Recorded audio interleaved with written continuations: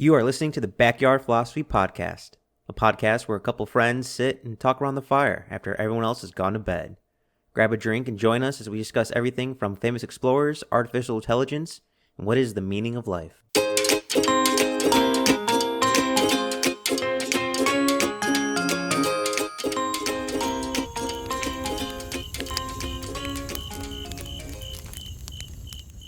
Will raising the minimum wage raise up the lower class, or will it make the rich richer? We're going to talk about a little bit about the history, the economics, and the ethics of potentially a $15 minimum wage, or what should the minimum wage be, or should there be a minimum wage? But before we get into that, Mike, how you doing, and what are you drinking? I'm doing pretty good. I'm drinking some Larceny bourbon, and this is going to be a complicated one there, Nick. What about you? How are you drinking and how you doing? Doing great, drinking some Monkless Belgian ales, some peppercorn Imperial Wit. It's pretty fancy. It's basically a fancy way to say a high percentage beer. You're drinking them with your pinky up, I see. Obviously. It's foreign, so, well, actually it's made in Bend, but it sounds foreign, so it must be fancy. So the history of the minimum wage started in the late 1930s. Probably everyone remembers from the history books of, factory working conditions, children, working the looms, dangerous jobs for pennies, and companies were able to pay pennies because there were so many people willing to work. But eventually, everyone decided that that's not how they wanted to live their lives, so they decided on a minimum wage and child labor laws so that you can't have, a little kid putting his hand in and around heavy machinery. At that time, the minimum wage was about looks like 25 cents or so, maybe 50 cents, and it's gone up over time. The highest now, $7.75 is the federal minimum wage, or $7.25. But when you adjust that for inflation, the current minimum wage is also $7.25 adjusted for inflation. It's the same value, but the highest the minimum wage ever was in 1968, when the minimum wage was like $1.75, but the inflation minimum wage, so your dollar went more in 68, which I think most people will tell you that's true, was just under $12, was what you were earning per hour, per our current dollars. Ever since 68, minimum wage, the actual wage has been increasing, but due to inflation, the value you get for that dollar is going down. So basically, our minimum wage is the lowest it's been since 1952 when adjusted for inflation. And I think it's important to note, U.S. was not the first to come up with minimum wage. In fact, the first country to implement the minimum wage was New Zealand in 1894, followed by Australia in 1896, the UK in 1909, and like Nick said, it wouldn't be until 1938 by FDR where America adopted it. Yep. And I wanted to run some numbers past everyone, give you an idea. So minimum age workers in the United States from 2020 tend to be under 25 years old, and they tend to be women. So there's about 3% of the U.S. population is paid minimum wage. 2% of that is women, 1% of that is men. I was the 3%. So for those researching this, I saw a lot of contradicting statistics and arguments, et cetera, But from what I saw from the U.S. Bureau of Labor Statistics, it's 1.5 to 1.9% earn less than minimum wage. Maybe it's I don't know which one of those to be true. That's just what I saw. I just wanted to point that out there. Yes. So I'm seeing, they say 1.9% in the body, 1.9% decreased to 1.5% in 2020. And then they had a graph I'm looking at that puts it at 3%. So I don't know. Maybe because of what pre-COVID and after COVID? Maybe. So I don't know what that's about, but it's somewhere in there between the 1 to 3%. It says 1.5% in 2020, so let's say We'll use that number. Well, let's just split the difference. Let's just say 2%. Okay, that works. And then most of those work in the service industry, which I think most people guess that. And then most of those are full-time workers, and then a smaller percentage of that is part-time workers. Also important to note out that currently, not counting that same 2% earning minimum wage or less minimum wage, those wondering about less than minimum wage, you should listen to our episode on tipping, because the tipping industry is a weird one. So tipping you can earn less than the current minimum wage set at, but currently there are about 20.6 million people who work near minimum wage. So they might be $1 or $2 over minimum wage. So about 2% of the population working at minimum wage or less than minimum wage, and another 20 so million people working near minimum wage. And like Nick said, majority of them being 16 to 24 making minimum wage or less minimum wage. And I imagine people near minimum wage are probably close to the 25 to 30 year mark. I couldn't find numbers on that age group, but that's what I would imagine. You get, like $1 raise here and there or something like that. Yep. And then where are these jobs at? It seems pretty more rural states. A lot of the southern states have a higher percentage of minimum wage workers. 4 to 3% of workers in South Carolina, Alabama, Louisiana, Mississippi, and Virginia. And then looks like western states that have less than 1% paid workers at or below the minimum wage: California, Colorado, Hawaii, Montana, Nevada, Oregon, and then you also have Vermont, Washington, Nebraska. So some of those pretty rural states. So I thought you might find a lower minimum wage in more rural states, but... See, to be honest, that didn't surprise me, because in those rural areas, I imagine everybody knows each other. Everybody wants to help each other out. So it's not as distant as a city. It's not so many ones and zeros, but it's your neighbor Bob and Bill. Yeah, that's true. That was just my thinking of it.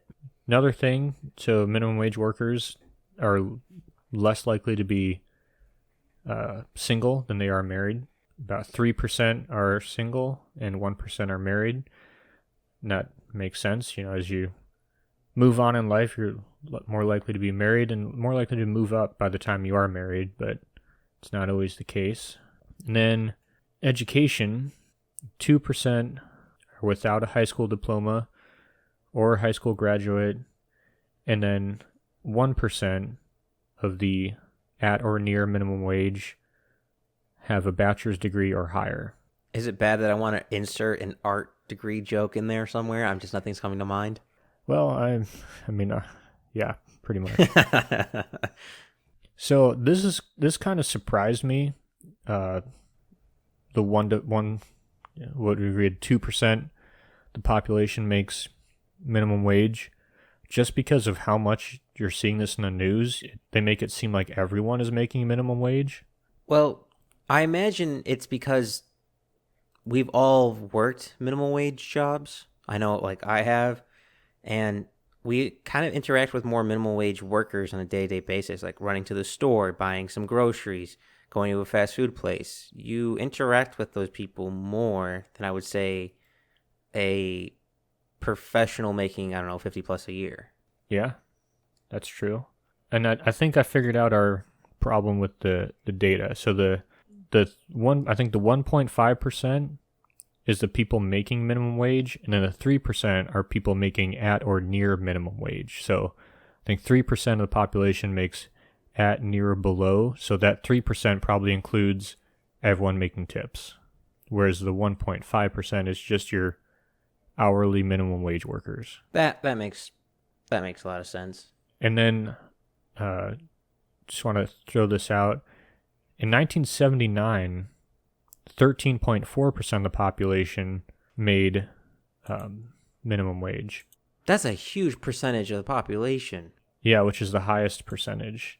Interesting. And at that time, that's pretty close to the adjusted minimum wage dollars for one of the highest. That's about $11 an hour in our dollars. I'm wondering, at that time, did education change at all? Like, did college become more accessible or something like that? it's very curious to me, like why that sudden increase of population, the different unions form. I have to investigate that further. But that's also about the time frame of all the people who say, "Oh yeah, well, why don't like to pay for your school? I just worked through college." Well, you had one of the highest paid minimum wages of all times when you were doing that. So, And I imagine college has only increased. It's not been steady increase with inflation. no, college went up like Bezos's rocket. So not to space, but close enough. Yep. If it made it all the way to space, most of us wouldn't be able to afford it, but a lot of people still can afford college. Damn, that's a sick burn there, Nick. Oh God, but yeah, and also I think this is important to know. Inflation is at the highest it's been in a very long time, at least in my lifetime. So that also has a heavy effect. Like you said, Nick, the dollar doesn't carry as much as it did back in the older days. Yep. So that's kind of a little overview of where we're at now with the minimum wage. I don't know if you had anything else on that. I was going to move into the $15 minimum wage. No, I don't really have anything to add to that. I just want to say before we start getting into the details, there is a lot of contradicting evidence. I saw scientific articles on both sides. I saw economics on both sides. It's very complicated. Something so simple is so complicated. And Nick, I'm just happy I have a full bottle of bourbon with me. Yeah. So we're going to talk about the $15 minimum wage mostly because that's what's making the news, but I also kind of want to cover maybe what we think a good minimum wage should be later on. But I also want to throw out that some people think it should be higher and some people think it should be lower. A few places, I've heard this before, is that to maintain like the cost of living, I forget they call it, it's like a cost of living wage or a living wage. And that would be a wage that if everyone was paid this amount, everyone could afford housing in the area that they work and all that stuff is $22.40 an hour. I saw the same thing, the rental rates for per hour or something like that. Yeah. And that's a lot of, I don't make that. I don't know. I mean, what is that a year? Well, let's see, you're making $20 an hour, working 8 hour a day. That's 40 hours a week. So 20 times 40 times 52. I mean, 46,592 before taxes. So that's pretty good. That's higher than a lot of states' medium income. Yeah. But I also want to point out, like you said in the beginning, there's people who are married and people who are single. Dual incomes I always imagine single incomes have probably a lower standard of living for housing. Well, that just depends on what kind of girl I'm dating at the moment. And versus a dual income where you could split the bills, you get quite more savings saved up. So I think I want to point that as a big factor of rental rates. What I saw for that rate would be for single people, not partners or something like that. Not even count, like, also that's not counting if you already have kids or not. That's true. And so I guess, do you want to talk about the minimum wage of, I guess, like, well, I do want to point out yeah. before we begin. Right now the minimum wage is at $7.25, but different states have their own state minimum wages. It's not across the board, and I think that's important to note that some states, I think, is it Portland or is it California that already has $15 an hour? I'm going to imagine California because I worked there for a year and I got paid like $15 an hour. Now, to be fair, I was super excited because before that I was working in the middle of nowhere, Idaho, making $10.50 an hour. And I was like, oh shit, another $4.90, like 50 cents. I'm going to be rich. And I actually ended up it cost me more. I made more money making $10.50 in Idaho, just cost of living. So, but California, I think, is $15 because I made $15 in like something cents or whatever. Well, I wish a different state besides California did it, because California is not exactly of a good example of a run state. But I imagine we'll talk about it, how different regions should have probably different minimum wages, but there's a lot of variables for minimum wage. Yeah, completely agree. And just like everything, I think it doesn't need to be a flat number. So we talk about minimum wage being adjusted for inflation, but maybe we should just adjust it to the cost of living for that area. A $15 minimum wage is really fucking good in rural Idaho. $15 minimum wage won't pay shit in Los Angeles. Oh God, I'm trying to imagine what kind of apartment you'll get in New York City working minimum wage. Is it a cardboard box?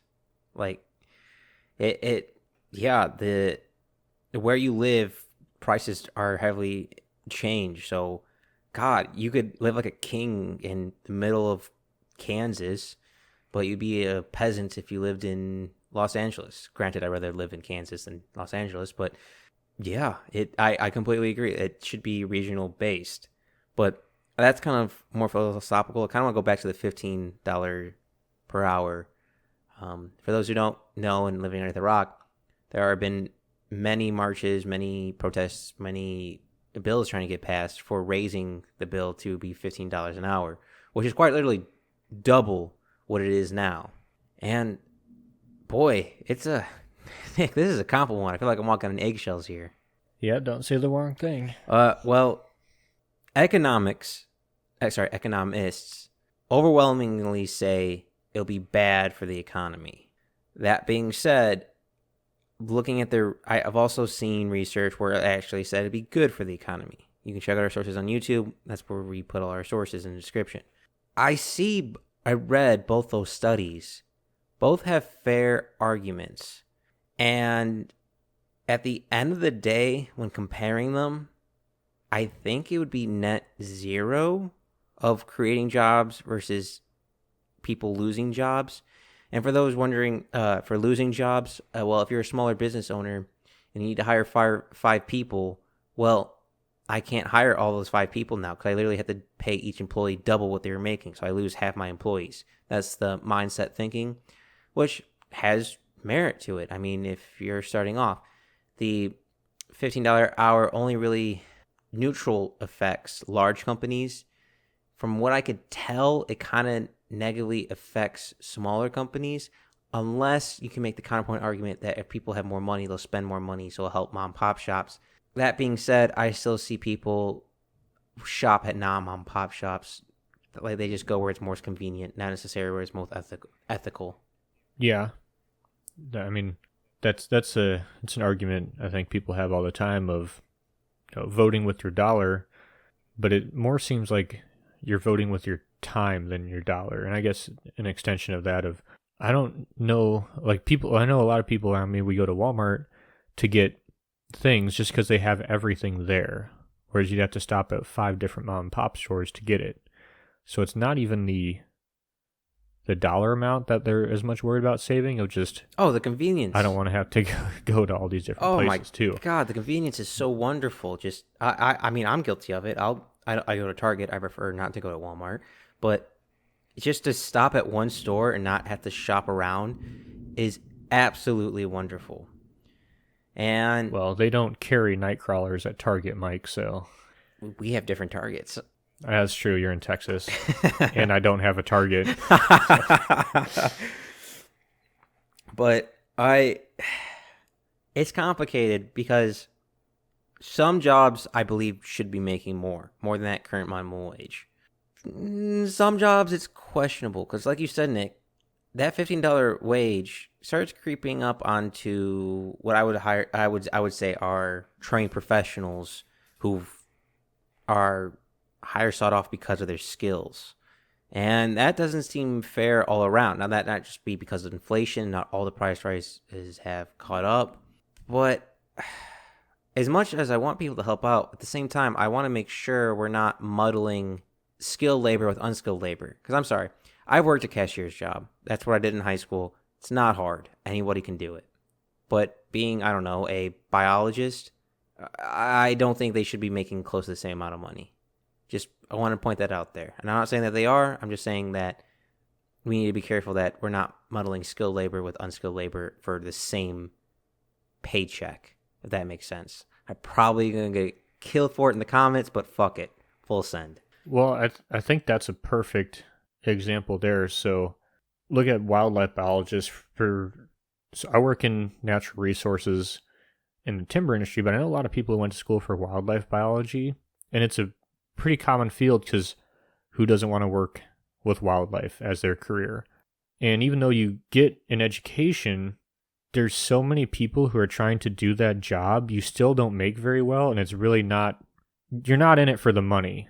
So even though you are educated, there's the supply of people willing to work, do pretty, take low wages just so they can work in their field because they love what they do is pretty high. So they don't really make that much, and a lot of it's seasonal work.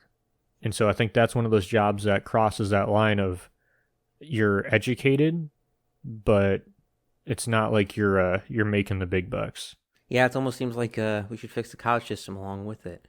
That's a little tongue in cheek, but I did see one really good argument and study for higher minimum wage. Now, the problem is with all these studies, they're localized or they're simply mathematical formulas. It's never done on a large scale in the United States. And to say we can compare it to other countries is just not fair. There's nowhere in the world like the United States. There's nowhere in the world where we have this many different types of cultures at this type of quantity mixed together. So much transportation, so much innovation being made. It's much different than it is, say, I don't know, in Scandinavia. But well, there's a lot of countries, like a lot of European countries, like Norway, that we're always compared to for minimum wage, or not necessarily the minimum wage, but social stuff like that. A lot of these countries have populations of less than 10 million people. Yeah, and I saw even with Australia, even though they have a large population, I want to point out their demography is pretty much the same. They don't really have as wide range of different cultures as we do here in the United States.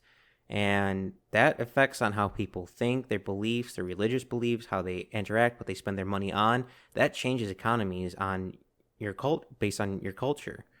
So I wanna point that out as well. That even though population might be the same, the type of population is not exactly the same across the board. Yeah, exactly. So that's part of the reason that I've seen a lot of people talk about is, a lot of economists say, whatever happens, it's going to be a really interesting case study. Don't know if that's comforting or not. But one way or another, it's going to be one hell of a ride. But the one study I saw, the one argument I saw, which I thought had quite a bit merit for, is this. All right, this is overly simplifying it, but I think it's a great way to explain it. So say you're having a mom and pop shop. You can't afford to pay the $15 for the 5 people, so you have them work part-time, so you're still getting the manpower, but you're not getting it all at once, so you're spreading out the jobs. And part-time, you don't have to pay benefits. That is also true. So say you have a higher minimum wage and you're switching to more part-time workers because that's just what you can afford to do as a company. Well, that means less hours worked. That means less yearly money, even though you're getting paid more per hour. But it allows more time to get other jobs and get training for higher paying jobs. I saw this argument and I thought that was a very fair argument. I only seen that argument once, and I'm sorry I can't remember the source of where I got it. Again, it's in our descriptions. But that was probably the best argument I saw for it, is you get more money, but you get less hours. So total, you get less money yearly, but it allows you to get another job. So now you're having 2 jobs. So you're now getting, instead of getting $15 per hour, or let's see, 15 times 40, I can do math in my head. That's $600. You're now getting $1,200 because you can work 2 part-time jobs. That's a big difference. And also, even if you don't work full two part-time jobs, that training to get to a job above minimum wage, that allows free time. I thought that was quite convincing, and I would like to hear your opinion on it, Nick. Well, I think making everyone a part-time worker, like I said, is definitely cost saving because you get out of paying benefits. But I think it's detrimental to the worker overall because you're doing two part-time jobs. You're not investing all your time into one job, getting better at one thing. Now, they might be in similar fields, or, like everyone talks about with like what our economy is. It's not going to be like, oh, you work for X restaurant. It's like you're going to work for some app and this restaurant needs a worker, and then you get sent to that restaurant for this hour, kind of like an Uber Eats or like an Uber driver, but for servers. Now, I don't necessarily know how well that's going to work, but to me, you're not, let's say you work half your time at Wendy's and half your time at McDonald's. Yes, you're working in the same industry, but I think if they had, full-time workers there over that, they're more likely to be picked up to get promoted unless you really, try and improve yourself. It just seems we'd have to change our cultural shift of how we view part-time workers as, oh, this person's, just here to make a buck on the side, not this person's trying to make a career out of this. Well, I completely agree with that. When I assume part-time workers, I don't, for some reason, imagine living off of that. That just could be my mind thinking, but if you to live off part-time doesn't compute with me. Secondly, do fast food restaurants have non-compete clauses? Like, if I work for McDonald's, can I not work for Wendy's the next day? I have no idea, but I imagine if we shifted to an economy of, mostly part-time workers, that you would start seeing that kind of work. NDAs are out through the roof. Oh God. Yeah.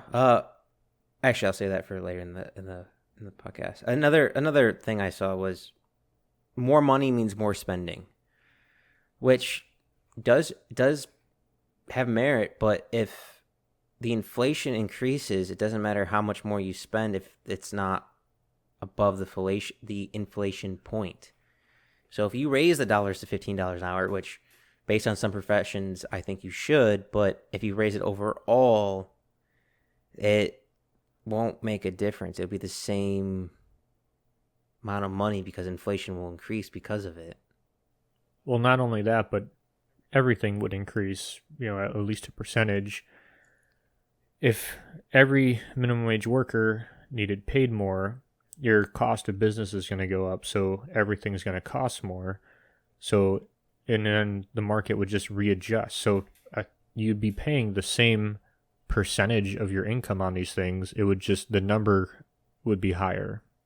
And I imagine that ripple effect for, say, skilled labor will not catch up as quickly to it. So there'd be I imagine 6 years, 7 years of the imbalance of pay to cost of living.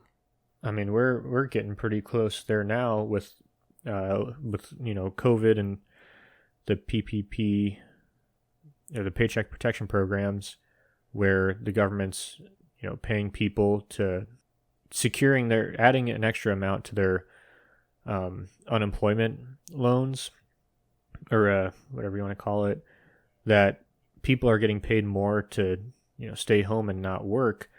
And so right now in town, you can make a starter position, make 15 to 20 bucks an hour for flipping burgers. I mean, that's not that far from what my wife or I are making. My wife's an engineer, a civil engineer, and she's making a little bit more than that.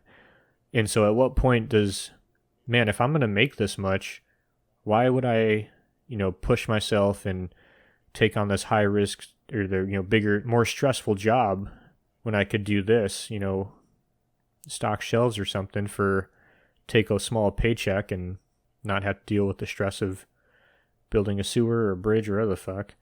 So then you'd probably, after a while, you'd see those companies paying more, and then slowly everything would adjust out, I imagine. But I think for a while there'd be a lot of quote unquote skilled labor dropping down to do unskilled positions. Yeah, and for me personally, I'd be really fucking pissed off if I'm building heat shields for space shuttles and I'm making only a few dollars more an hour than someone ringing up my clothes and purchases at some clothing store. that would actually piss me off. I've worked a cashier's job. Again, it's annoying. You have to deal with human beings. Trust me, I'm not the biggest fan of human beings. But it's not that hard. In fact, there's a lot of those jobs are being automated by machines.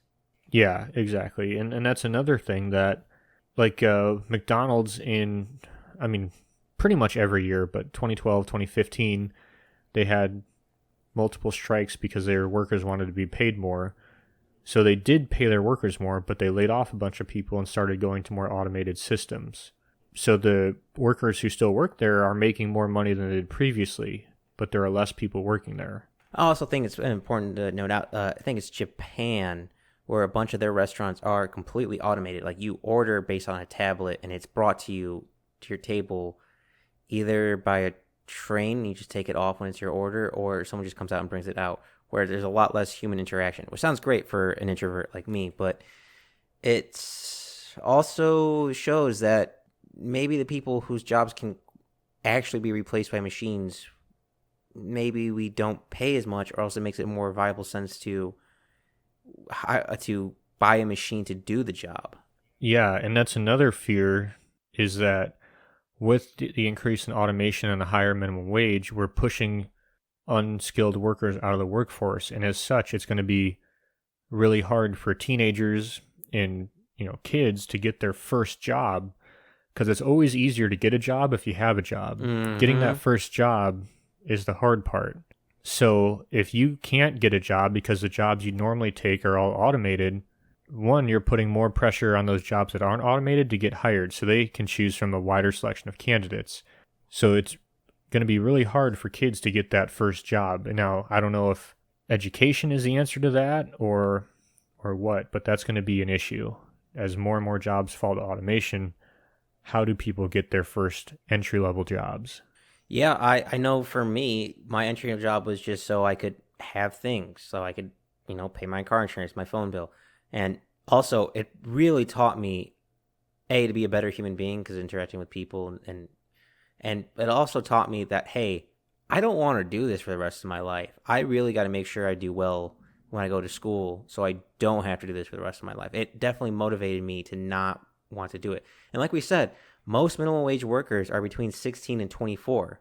I imagine high school and college, that's when people are doing their, just working a part-time job. That's probably when they're making minimum wage. To live off minimum wage is a whole nother conversation, which I don't think you can live off minimum wage, and nor do I think you should aspire to live off minimum wage. Yeah, and just to throw out some numbers here, and like you said, the economics of minimum wage are so dependent on location and the economy in that area, but a study by the Cato Institute found that for every 10% increase in minimum wage leads to a 1 to 3% decrease in unemployment. So like we said, if we were going to raise the minimum wage 50% or 100%, that's a pretty big increase, a 30% increase in employment, or 30% loss of employment potentially. And so that's another 30% of unemployed people who are competing for the smaller amount of jobs. Yeah, and also, again, huge asterisks, because nothing like on this scale has ever been done before. This is all new territory, which is scary. But I kind of got mistracked with it. More money, more spending. Just because you make more money doesn't mean you'll spend more money. Like I mentioned very earlier, that higher minimum wage means less hours and probably most likely less money overall in the year. It doesn't mean it will be more savings, doesn't mean it will be more spending. I imagine some people, and I think this is at all levels, whether you're minimum wage or you're making six figures a year, have a hard time saving and spending money. So just having more money is not going to affect that. I imagine at every level there's people who just kind of throw away money. So more money, more spending, I don't think it is a fair argument, especially with inflation. I imagine if I raise the minimum wage to be $15 an hour, we say let's raise the inflation. It's at 5% now. We'll raise it considerably to 7%. People spending more money, everything else is going to rise. Like you said, Nick, like McDonald's workers, perfect example. If it's I don't know, like $5 for a cheeseburger and some fries, and all of a sudden the minimum wage increases 100%, that $5 is probably going to be closer to $8. And that actually might drive away business, which means they might have to let go more people. Everything's connected. Everything is so connected to the minimum wage for the economy, inflation, and how business is operated. So it's proceed with caution, in my opinion. And another argument for the minimum wage is that it would reduce income inequality. So what that means is the idea is that right now the richest people in America make so much more than the poorest people in America. And in certain countries, that difference isn't as big. And people point to a lot of Norwegian countries, or not Norwegian countries. Norway is a country that is not a geographic area. A lot of Nordic countries, I think that's the term I'm looking for. Those countries, people point to that they have a lower income inequality. And I think that's partly due to the fact that a country of, Norway has 5 point something million people. I mean, what does Chicago have? How many people live in Chicago? Last time I checked, it was 4.1 if you count the suburbs. Okay, so a population the size of Chicago. And I imagine when you shrink that population of, or maybe Chicago, you might have a similar, income inequality.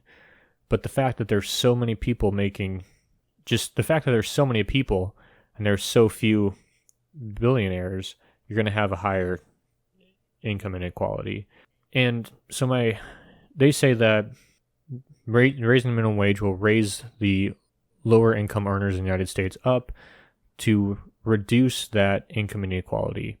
And I don't think that would work. And one of the reasons is those same people who were if you're for the $15 minimum wage, you probably hate people like Jeff Bezos and the Walmart Corporation and that kind of stuff.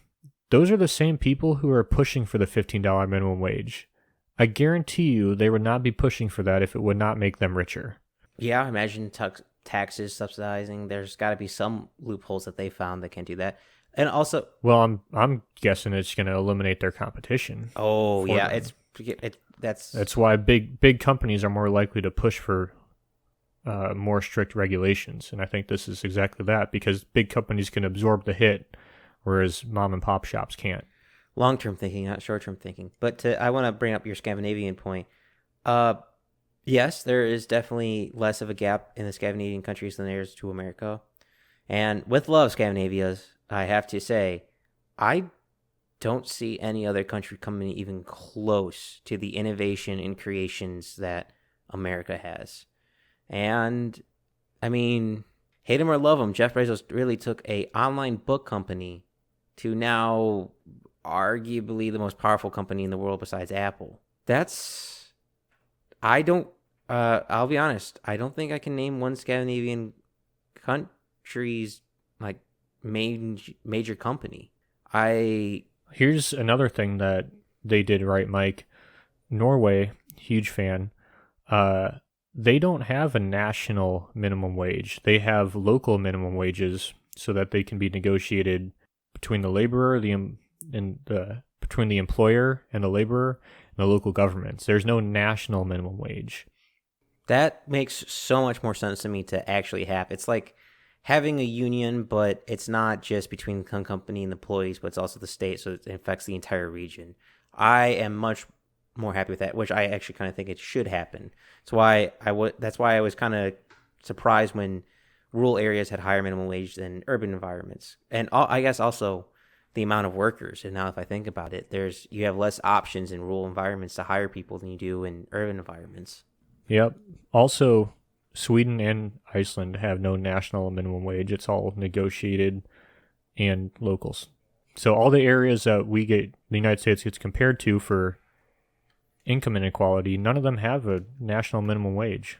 That's very surprising. And just want to point out, Iceland has a population a little over 3,600 people.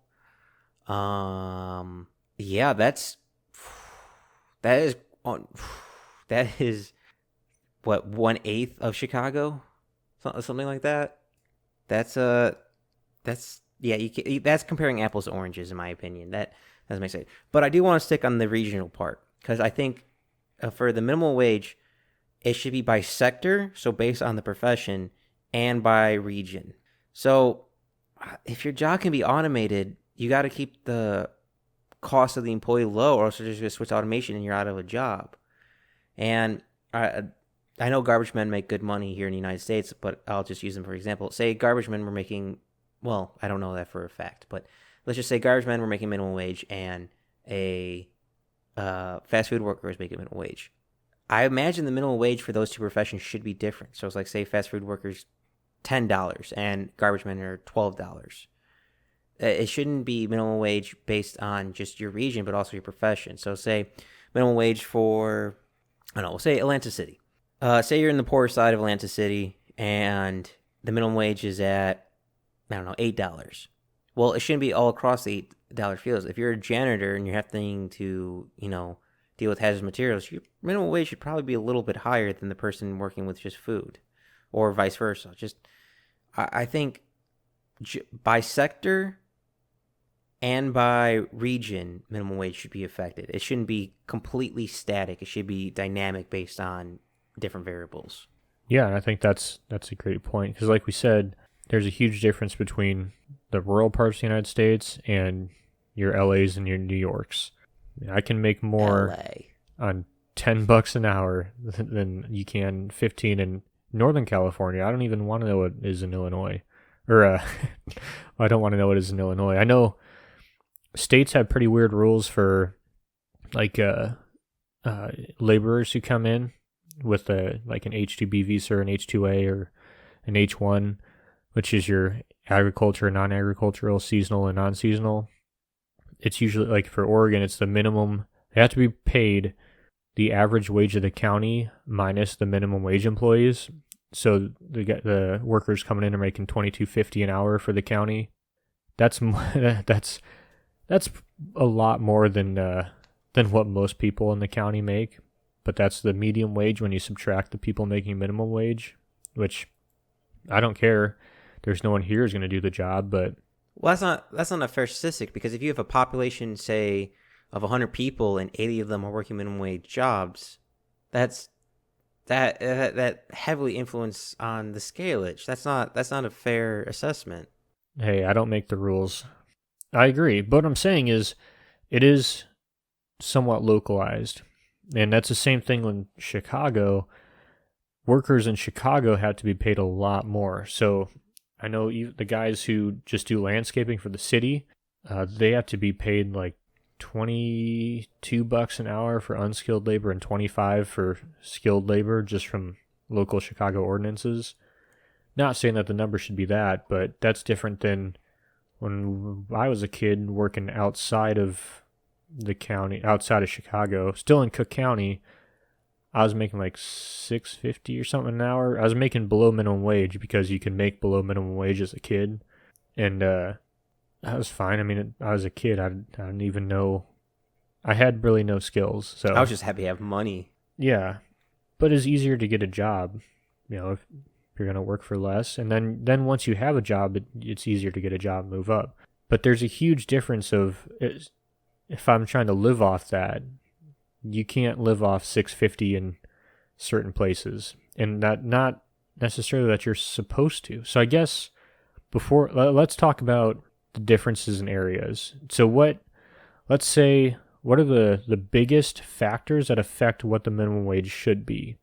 Location, what the job. So what do you mean by location? Do you mean average price of, rent, or cost of living? Like groceries are higher here, fuel's higher here. I would say rent and cost of living. And cost of living, making a very bare minimal cost of living. So like say average groceries and maybe, I don't know, like one pair of shoes a year and, simple commodities.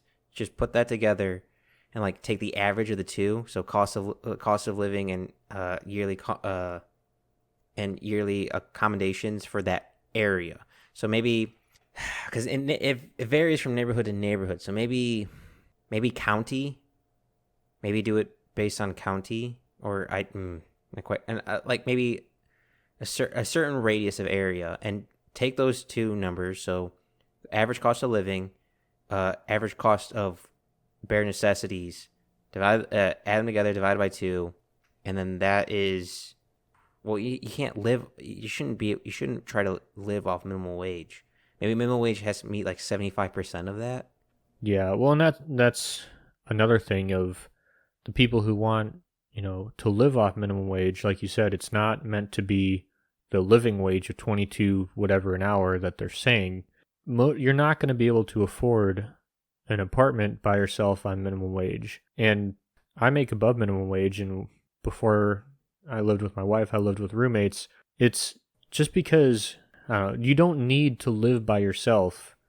You don't need to be able to afford a house by yourself. If you want to be financially safe, why would you not offset that? Just, I think a lot of this is people want things that they can't have, and then raising the minimum wage is an answer to get those things. You can't always get what you want.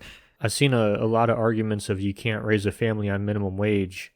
That's not an argument. Of course you can't. But I don't think that's the point. The point is you shouldn't be raising a family on minimum wage. You should be trying to get above minimum wage so you can provide more for your family. This is kind of a little off topic, but if you're trying to provide for your family and you work minimum wage, that's where I think like government subsidies come in, or maybe the government offers you a job and they'll pay you more, or maybe like less on your taxes, so that way you can live more. So now you're not working a minimum wage job anymore, you're working for the government. But that's a whole nother conversation for another day. But well, yeah, and a whole nother conversation for another day. Maybe people would have more money if the government stopped taking it all. Yeah. So, anyway, let's talk about how it's easier to just raise a minimum wage. Yeah, it's probably easier to force companies to raise the minimum wage than it is to stop governments from overtaxation. Yep. It's funny that Americans are so pissed at this when everyone else is getting taxed higher than we are. And don't get me wrong, I think we are overtaxed, but there's people in Europe who are paying 40 to 60% of their income in taxes. But here's the difference. We actually went to war for taxes. We don't give a fuck. We'll swing. Yeah. So I completely agree that it is easier to raise a minimum wage than get the government to stop taking everyone's money. Ugh. Honestly, they wouldn't even have to change the taxes. If they were just better at spending, we wouldn't be in this scenario. But here we are. Here we fucking are. To go back to the other question. So location, occupation. I don't think all minimum wage jobs are the same. So I think the minimum wage should vary on what field you're in. Yeah, I agree. Yeah, I don't think a maintenance worker should make the same amount as a cashier. A maintenance worker is a lot more dynamic, a lot more thinking, a lot more hard labor. I think they should make more. No, I think that's almost more of a skilled job after a while, I imagine. I don't really know what that's classified under, but anything with tools and knowledge like that, to me, seems like it'd be classified under a skilled labor job. Okay. Not sure, though. That's a fair side. All right, so say like security guard and a cashier. I think it should vary on what you're guarding. So maybe the minimum wage I don't know what the minimum wage would be for those two individual ones, but I imagine those should be different. If you're simply guarding something at night, or you have to deal with a possible, drunk people, like say, all right, here's a good one, bouncers. Bouncers should not make minimum wage compared to a cash register. They both have to deal with people. One has to deal with drunk people. The other just has to deal with Karens. I'd rather deal with a Karen than a drunk Karen. So I'm thinking bouncers should probably make more than cashiers. That's just, it's top of my head. What I'm thinking is minimum wage should be dependent on occupation. Yeah, at least sector of, maybe you have your agricultural workers and you have your service industry workers, something like that. But I think that's something that in a quote unquote free economy that the economy itself would handle. Um, I'm not completely sold on a comment on that because there's a lot of shitty large organizations that will nickel and dime to make an extra buck. So I think some regulation is needed, but not as much as people probably want. Yeah, I think just asking government to delineate between this and that when you're getting too far down into it of if keeping legislation that complicated might be an issue. I'd rather make it simpler. Because I'd rather have a base minimum wage for the local area put on by the local government than trying to say this person makes this person makes that. Because then you're just going to see people try and classify those jobs into different areas. Yeah, that gets muddy really to get fast. around that. Another one would probably be the profit margin of items sold. So if you're only making, I don't know, $1.50 on every item sold, it doesn't make sense to have minimum wage workers that take away your profits. And I guess that kind of goes into automation. Like if your job can be automated, maybe you shouldn't have as high as minimum wage as other minimum wage jobs. Yeah, because you're like we talked about with the high school kids. That's a job that could easily go away. If I remember correctly, for robotic arms for assembly, I think the hourly, because robotic arms aren't owned by the companies using them, they're rented out by the people who make the robotic arms. And if I remember correctly, it's $16.25 per hour for the robotic arms because they're hourly. But those robotic arms never take a sick day, never need benefits, work day and night, consistent. So when you're telling someone that should make I don't know, it just seems like if I'm able to replace your job and make quite literally triple the amount of productivity you're doing, it doesn't make sense to me to pay the exact same price. Yeah, and that's I don't know. Are we getting into the ethics of the minimum wage now? It seems like that. This is a question I'm going to throw out there and think about it, Nick, because I have no idea where I stand. Well, actually, I know where I stand. I'm not for it, but it kind of makes sense in a perfect world without our. If we had a different government that was better, this would make sense. But different minimum wage for the size of the company. Small businesses have lower minimum wages than larger companies, or like vice versa. Like make it easier for smaller businesses somehow. Don't know how, but that ethically makes sense to me. That was just a food for thought idea. Just throwing that out there. Yeah, so in a sense, it's a financial incentive to grow small businesses, and that by the time they grow into larger businesses, an extra couple bucks won't matter. They can take on more responsibility, kind of thing. Yeah, I mean that makes sense. How you're gonna never get passed? No, but no. Any law that I actually want will never get passed, Nick. We've been over this. It makes too much sense. But I guess the question is, I don't know. I see every side of, is it ethical for a government to have a minimum wage law? Now, so we have laws governing working conditions, but does the government decide who will work and for what? Should it be up to the person to decide what jobs they will take? Because I feel like because of this, there's a lot of lack of personal accountability. I know a lot of people who work at jobs that they hate, and they're like, oh, I wish I could leave my job, but I don't want to move or I don't want to do that. It's like, well, it's not necessarily your job that needs to change. You know, you just have to find a different job. Now there are employees, there's companies out there who will, let you work the way you want to work, but you're going to have to move to get to them. But like we're Americans, we want our cake, we want to eat it too. We want our current job to be perfect. Now it's a lot of work to move, whether it be across the country, across town, whatever. It's moving to a new job is difficult. You lose your seniority and all that stuff, but you have an increased chance of opportunity. So if a job is pretty bad and people keep leaving, economically it starts making sense to pay those people higher so that they stay. Don't get me wrong, that's not how it works oftentimes, because people are tied down for, family, kids in school. Sometimes the business wants to quick turn around, so it gets new people so it can keep its prices low. Yeah. So to answer your question, I think government has some small part to play in setting a minimum wage. Um, if I feel if we don't have some safety net, there will be people who will get completely taken advantage of, and the completely taken advantage from gets eliminated with a minimum wage. That being said, I do think there can be easily the swinging the pendulum the other way, where it does more harm than good. It's a dual-edged sword, but I think with some small part, the labor rights minimum wage does have some effect. I mean, FDR came up with minimum wage to help during the Great Depression for a reason. I don't agree with everything FDR did, but his methodology seemed to work and help us get through the Great Depression. So maybe there is some grain of truth in having a minimum wage. Well, not to get in too much of an argument, but a lot of economists think that if FDR didn't do all the things he did, we would have been out of the Great Depression in half the time. No, I've seen that. I think the main reason we got out of the Great Depression was World War II. Well, for sure, increase in production.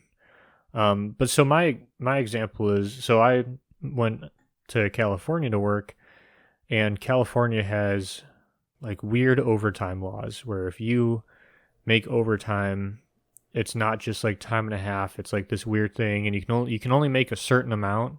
So you can't make a certain amount of overtime without going 3 times your pay rate.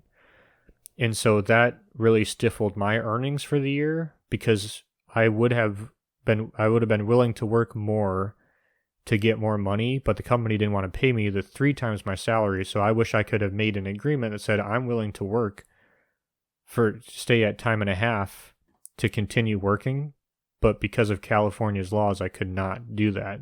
So I wish I was able to take more of a role in negotiating how much I would make at that position. No, I again, I completely agree. I think the pendulum swings both ways. I think it hurts as much as it helps, but I think the people it helps a lot more than the people it hurts. Like so if it helps 30% of people, it only hurts, I don't know, 15%. Like I'm doing a bad job of explaining this, but I completely agree with you. How it is handled right now needs to change. Completely needs to change. But the idea of it, I think, is a good thing. Does that make sense? Yeah, I mean, I agree with you that it's a good thing that there's a minimum wage, but I do wish we could change the culture and get people more involved in how much they make, just willing to say, like, hey, like, for example, if I suddenly became homeless tomorrow, couldn't get a job in my industry, my first thing I would do is I'd go find like some skilled labor, whether it be working like a metal shop or something, and be like, hey, I will, live outside and just like be security, and during the day, like teach me how to do this stuff. But they're not going to pay me to do whatever. Like there's no way to like really be an apprentice and learn legally without being on the payroll, just because there's so much liability with, oh, if you do this, you're going to get like, if you're in here and you get exposed to this, you have this right and you have this, and they have to pay for this and cover this. So the company, they're not just paying your wage, they're paying all that other shit that goes on top of it. So it's hard to get into a new skilled profession. So I don't necessarily know if the minimum wage needs to be raised. I don't know if I want to limit as much government involvement as I can. Now, I think if we have a discussion about the purpose of the minimum wage, because I think that's where a lot of the disagreement is. Now, I think we are in kind of an agreement of the minimum wage is meant to be a starter entry-level position, not to provide for a family. But there's a lot of people out there who think that the minimum wage is a family wage, that you can have a single, member of the family work a minimum wage job and provide for their wife and 2.14 kids or whatever. No, I agree with that. It's such a simple idea, but so complicated. I have minimum wage. The laws behind it need to change. The price, I'm less than certain on. I'll be honest. I'm completely uncertain on should the minimum wage be raised to $15 an hour. I see arguments for both sides. Both have merits. Not convinced either way, but I do see laws need to be changed for again, Nick, I like the idea of you get to compete for more of your contract. Granted, you can make the argument that leads to more unions, which have a good thing and a bad thing, another dual-edged sword. So it's damned if you do, damned if you don't kind of scenario. What about, so we do a kind of a compromise. What if we, let's say, raise our minimum wage to $10 an hour, whatever number, but then there's a clause where you can opt out. And so you can opt out of the minimum wage increase, and you acknowledge that I could make less, but say I opt out of minimum wage increase because I choose not to accept the time and a half overtime. Thereby I can work 40 hours, 50 hours a week instead of, and make more money, because my employer normally would cut me off after 40 hours a week because they don't want to pay overtime. Something like that. Oh yeah, if you gave it more individual control of the person working, I would completely agree with that statement. Let the individual have more freedom than letting the government decide what is good for the individual and what's not good. Yeah, because some people are going to take that up and say, "Oh yeah, I'd like to make more money at this job," and other people are like, "Oh, I don't want to. I can survive off what I'm making, and if they want to work me overtime, they have to pay for it. My time is worth this much, and they'll have to pay for that." Yeah, and that way you satisfy both sides of, if you're trying to get into a profession and with an increase in minimum wage, I don't know if the argument's been made, or I know the argument's been made. I don't know if it's settled, but in my mind, there's no doubt that you will see an increase in automation and less jobs. If you're willing to work, under the radar, willing to work less than what those machines can perform, then you got yourself a job, and then from there you can move up. But you can't move up until you secure that first job. So that would allow you to get into those positions to learn those skills. And I think that would be the best solution. To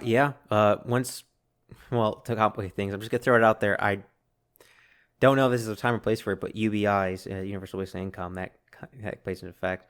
But again, I don't think you should strive to live off minimum wage. Minimum wage should be temporary until you get trained up. That should be entry job, and then if you get hired, you get built up so you can make more money. If you're not getting picked up, it might be because of you're not good at your job. The job's not right for you. It could be X, Y, and Z. Minimum wage you should not live off of. It should be simply a way to make extra money. I completely agree with what you were saying, Mike. And I think what we're seeing here with the minimum wage debate, it's not really a debate about the minimum wage. It's more a debate about the standard of living. And there's people who want a higher standard of living, and they don't quite know how to get there. And people see a $15 minimum wage as the answer to a better quality of life. I think it's a very American thing to want a better quality of life. And I think there's better ways to get there than raising the minimum wage. For one, we have a school system that we all pay for that churns out what everyone would consider unskilled workers every single year.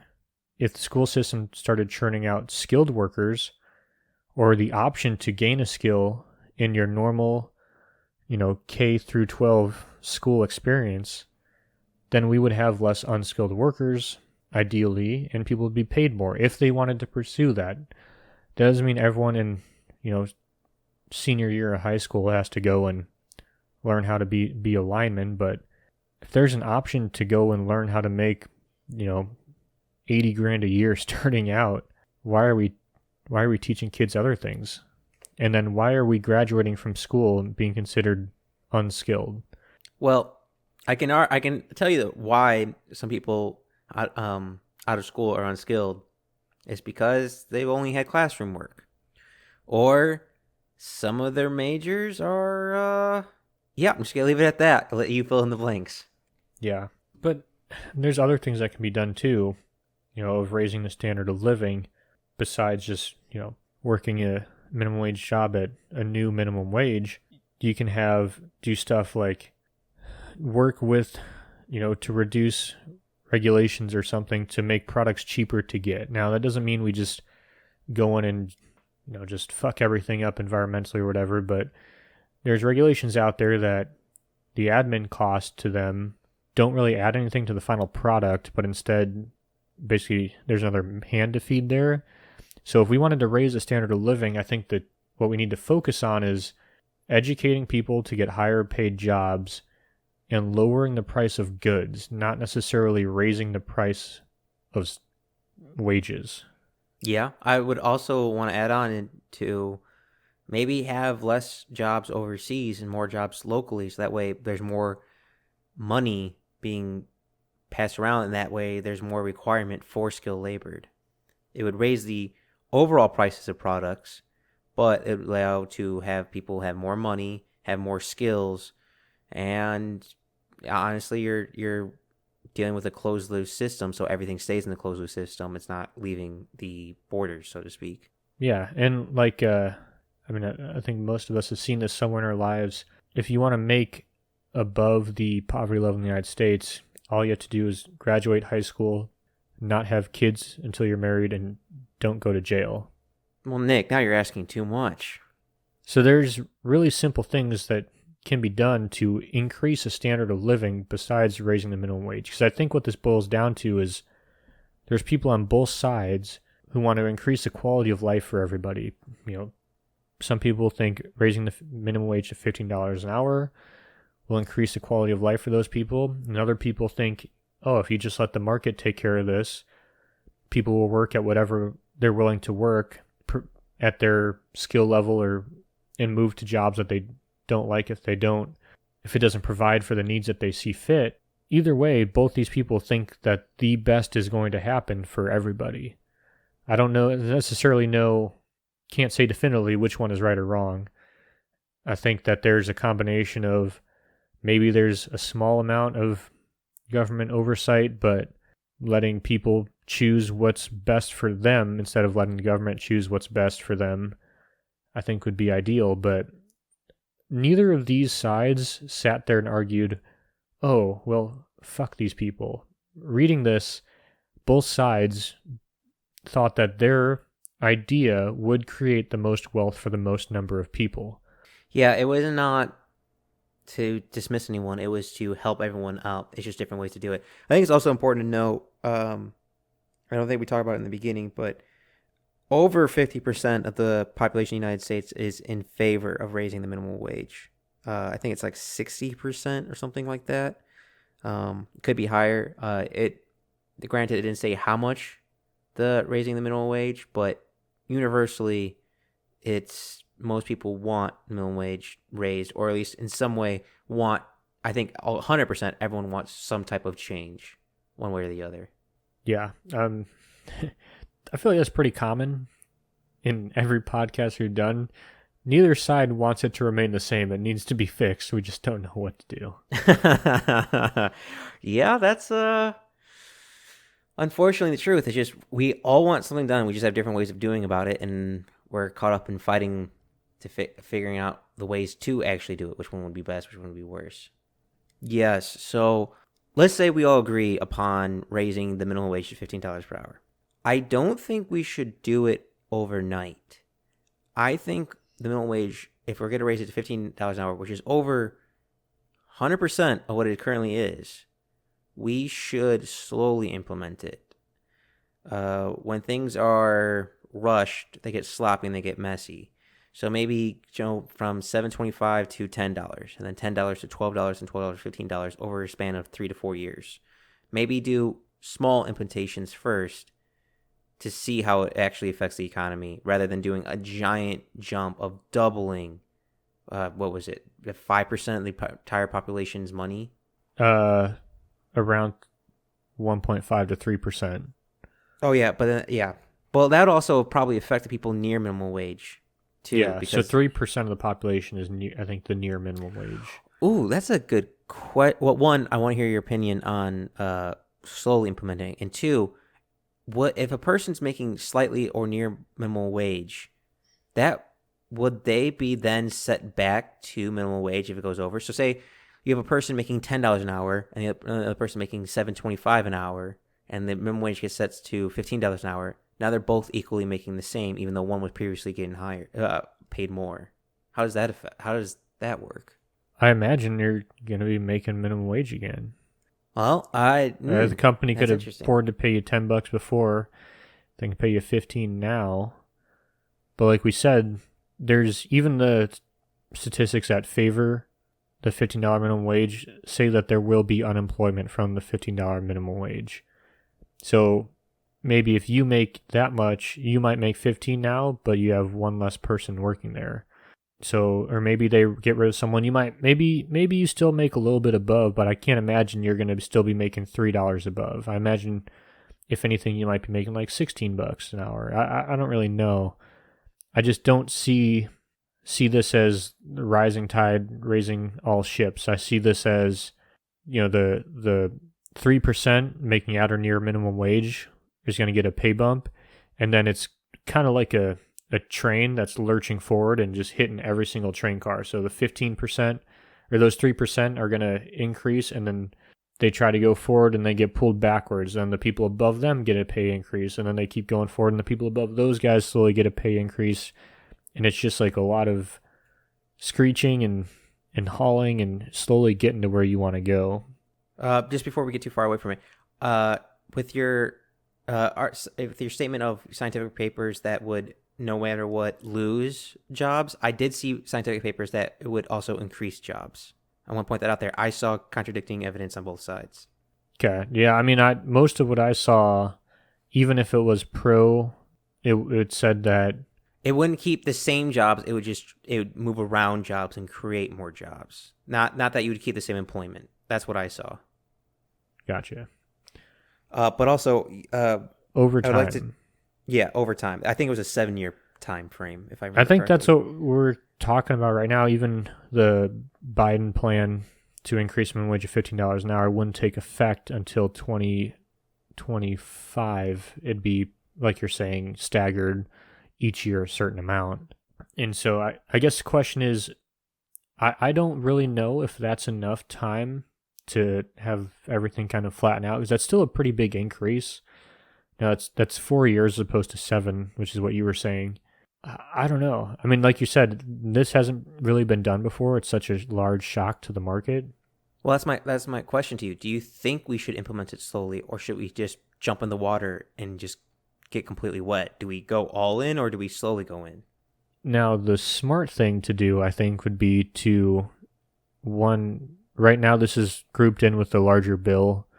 I think it's like one of the stimulus bills they're pushing through. So one, make it its own bill with an option to discontinue if, you reach certain points. So if you're on a fire, like a wildfire, there's certain points that if X happens, you back out. So if this happens, you get out of there. And we have those written in the bill. Like, okay, if we start seeing massive unemployment or something, maybe we don't go all the way to 15, or we start seeing this, we back out. If we start seeing people unable to find jobs, if we start seeing jobs not being filled, something like that there's a safety of saying we're going to try, that acknowledges we're going to try this, but if it starts to fail, maybe we back off a little bit and come back with new data and figure it out from there. Nick, you're doing that thing again. You're making too much sense. But I think over time is the smartest way to go. I don't think most people think it's a good idea to flip a switch and say $15 an hour minimum wage tomorrow. Yeah, I would hope you're correct, but I would wager that you're actually not. Yeah. Well, look at COVID. So during COVID, when everything was shutting down, I went to go get some food from like a local restaurant, and it was like super depressing. The guy in there the manager was sitting there with like his wife and like probably a cook or something, going over the numbers of trying to figure out like if they're selling this much a day, how long can they afford to stay in business? And it's like, I don't want to see something like that where it's like, if I have to pay this many people this much, I have to raise my prices to this and people won't buy them at this price. Because I guess it's similar to COVID in a sense of, if I have to raise my prices to survive, how long, but until the market, how long can the market adjust? Like, like you said, if we do this overnight, so suddenly wages go to 15. So say your burger, you go out to get a burger, cost, $9.75 right now. Tomorrow, $15 minimum wage, it costs $15.70. That's almost doubled the price of it right now. Maybe that won't be the price, but that's an hour of a minimum pay. That's literally an hour of working for one fast food cheeseburger. But even for me, I still value the dollar about the same. But that burger is suddenly doubled in price. I'm not going to go out to eat that burger. I'm going to go out and I'm going to buy my own burger and cook it, if that's the price. So how long until these businesses can survive with less people going to them because of the increase in price? Now, eventually everything will settle out, but we basically have to adjust to the new value of that dollar. And I also want to agree with the point that you mentioned earlier, the aftershock, where big businesses can survive that hit. Smaller businesses have a harder time doing that. Yeah, exactly. And I think that's a huge point that I think it should be a red flag when all these huge businesses are lobbying for increased regulation and increase in wages. When rivals work together, yeah, feel always cautious. Yeah. So that just on that principle alone, you would think that this is a bad idea. Yeah, I don't. Maybe because minimum wage has not kept up with the inflation rate, a minimum wage, but I agree with that for increasing the minimum wage, but the amount of minimum wage I'm highly on the fence for debating, and I think that needs furthermore debating. Yeah, I liked your number of 75% of cost of living and housing for the area. And that way, if you have a roommate, you can have a house or you can have an apartment or whatever. We're on the same fucking page with that, Nick. I love how we sync that one up together.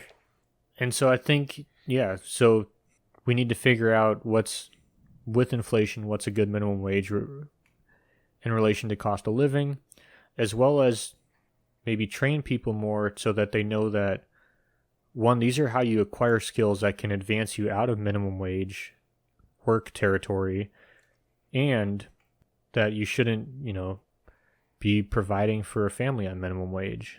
Or if you are providing for a family on minimum wage, at least have both members of the family working. I don't know. I listen to NPR at work because a lot of times you're the only one that comes in, and I can't tell you how many times I've heard sob stories of this guy talking about how he doesn't make enough money working his minimum wage job, and his wife doesn't work, and he has 2 kids.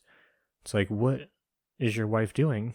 If you can't make enough money for your family, she should be working. It's not like she couldn't. She used to be like a teacher or something, but she decided she was going to be a full-time mom, which is great, but want versus needs. Yeah, want versus needs. My parents, who my dad made above minimum wage, my mom still worked because having money's nice. Having money's nice. Yeah. So you have to make sacrifices somewhere, and it's not necessarily everyone else's obligation to allow you to live that lifestyle when they themselves cannot. I think it's also very important to note how much minimum wage is connected to so many different variables besides the minimum wage workers. This is pulling on a thread that's connected to many. So it's not, again, something so simple, such have a large impact. Yeah, I mean, it's most services, like you said in the beginning, most services that you interact with on a daily basis are minimum wage services. So it's going to affect the cost of all those things that we normally do. Eating, shopping, getting groceries, all that, the price of those are going to go up. Yeah, and with that being said, Nick, I still am on the fence, Nick, and it sounds like you're on the fence too, because the current solution for the minimum wage isn't the right one, and me and you are just spitballing, trying to figure out what the right one should be. And I am curious on what other people's opinions are. And if they wanted to tell us their opinions on minimum wage, on whether we should do it, not do it, different options we can consider about, different opinions on the argument, where can they find us? You can find us on Backyard Philosophy Podcast on YouTube and Instagram. And out of curiosity, what book are you reading? I'm reading The 100-Year Marathon, a book about how China plans to replace the U.S. as the world's global superpower. What about you?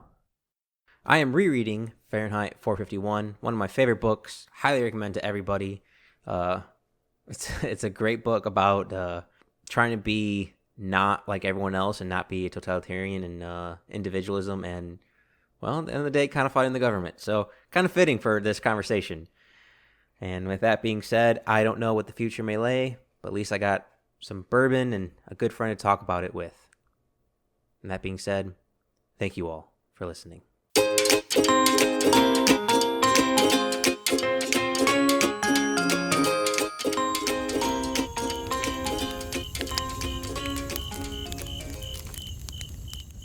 Thanks for listening to the Backyard Philosophy Podcast. We rarely finish a podcast without missing a point we wanted to bring up, so let us know what we forgot. And if you have a topic you want us to talk about, let us know at Backyard Philosophy on Instagram and Backyard Philosophy Podcast on Facebook.